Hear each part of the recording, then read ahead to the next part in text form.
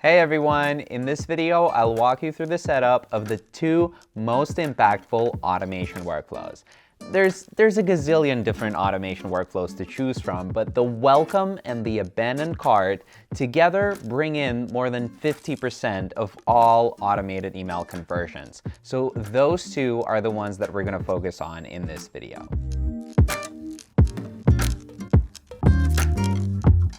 Just like with the sign-up forms, we start creating an automation workflow from the pre-built workflows library. There's a lot of great suggestions to choose from, but we're going to start with the welcome.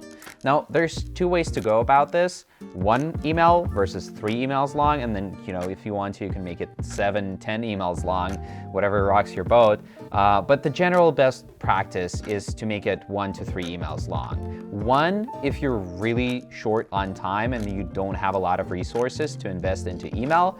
3, if you have those resources and you want to make the most out of the welcome automation. So I'm going to go with 3 for this video. All right, so this is Omnisense Automation Workflow Builder. I know it might look difficult and intimidating at first, but honestly, it just goes from top to bottom, and then you can read everything that it says here, and you're going to understand everything. So the first thing that we see here is the automation trigger. In other words, when do subscribers start receiving messages from this workflow? When they sign up using an Omnisend form. And then there's also an exit condition. So if somebody buys while going through this workflow, we're going to stop sending them the rest of the messages. And then after a 1-minute delay, so almost immediately, they're going to receive email 1. So now I'm going to jump into the email editor and walk you through some of the things that you might want to include in that email. So email 1 of your welcome automation should be extremely simple.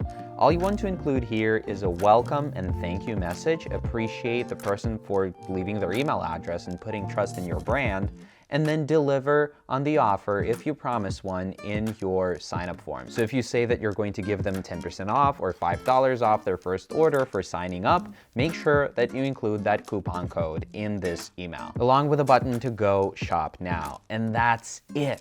A mistake I see way too often is people making this email way too long, and I understand that you want to give off a good and professional first impression, but think about your consumers. They sign up to receive a discount, so don't overwhelm them with too much information outside of that discount.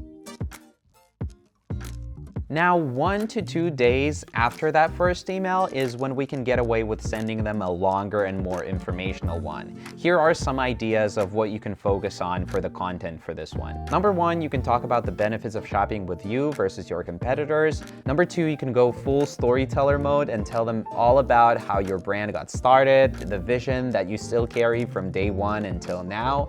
And number 3, you can talk about anything that makes your brand unique. Maybe you've got unique quality standards, or you're sustainable for the environment and you're doing good for our planet. Anything like that will be good for this second email.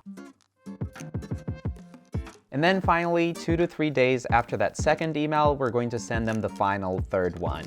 This one's very flexible. Here are some ideas of what you can make this one about. Number 1, focus on the community element. Talk all about your community, your followers, how awesome they are, and invite them to be a part of it. Number 2, let's get social. Invite them to follow you on Instagram, Facebook, Twitter, etc. Number 3, and this one's probably my favorite, social proof. Customer reviews, testimonials, real people talking about how great your products are. This one's huge because it helps build trust, and lack of trust is the number 1 reason why people don't buy. And finally, number 4, if you've got a blog or a YouTube channel, this is an amazing opportunity to promote that content, and it also makes the process of creating this email really, really easy. Just copy and paste that YouTube thumbnail into the email and you're almost good to go. And that's it for the welcome automation. Keep it simple, don't overthink it, and if you can't do 3 emails, do at least 1 and you're going to be good to go.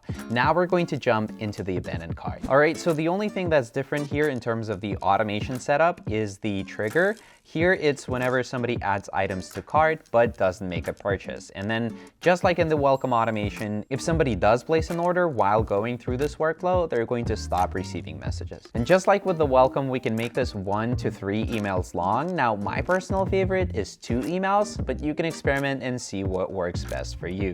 And now we're going to jump into email 1, and I'm going to show you some content ideas.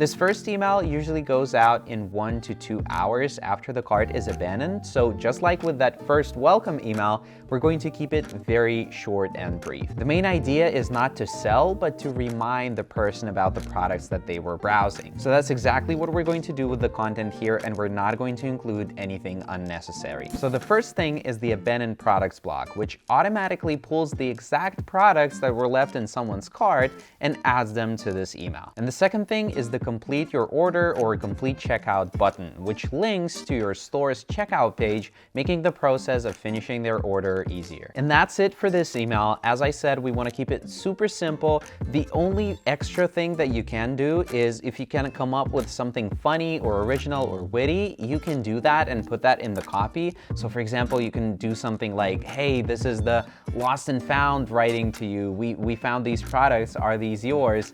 You can do something like that. But other than that, we're going to keep it really basic. And now email 2, which usually goes out 24 to 48 hours after that first one.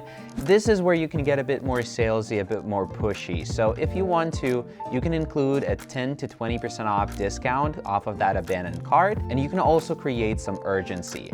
Hey, your cart's about to expire. Hey, your cart's going to be deleted in 24 hours. Hey, your items are low in stock and they're selling out fast. And then besides those, you want to repeat the exact same things that you put into that email 1. So the abandoned products and the complete your order button. And that's it for the second email. As you can see, this one's really simple too, but a bit more flexible. And I usually end it here, but if you want to, you can include a third one and basically reiterate on these same points, but include a bit more urgency and scarcity. Now that we have the 2 most impactful automation workflows enabled, all we have to do is monitor the performance to see if we've done a great job or if it needs some improvement. For both the welcome and the abandoned cart emails, you want to be seeing at least a 30% open rate and around a 5% click rate. If you're seeing a little bit below those numbers, see if you can find some way to improve. Maybe it's the subject lines, maybe it's the content. And if your results are around or above those numbers, then you're doing a great job. Thank you so much for watching. Hopefully soon you're gonna have your own welcome and abandoned cart automations running, and I'll see you next time. Bye.